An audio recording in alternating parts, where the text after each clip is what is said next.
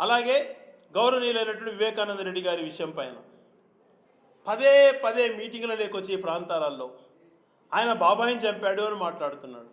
నీకు సిగ్గుందా చంద్రబాబు నాయుడు గారు?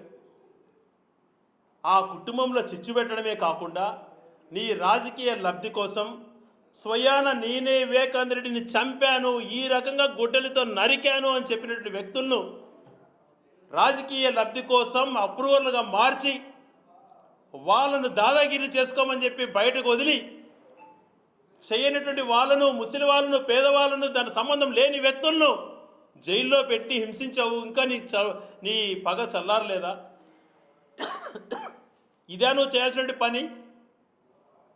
గత 5 సంవత్సరాలు జగన్మోహన్ రెడ్డి గారు చేయలేదు అని మాట్లాడేవే, ఇప్పుడు 2 సంవత్సరాలు అయిపోయింది. నీ చేతిలో అధికారం ఉంది, నీ యొక్క మద్దతుతో కేంద్ర ప్రభుత్వం నడుస్తోంది. దమ్ముంటే నువ్వు ఈరోజు వాస్తవాలు ఏమున్నాయో బయటపెట్టు. సుప్రీంకోర్టు కూడా చెప్పింది.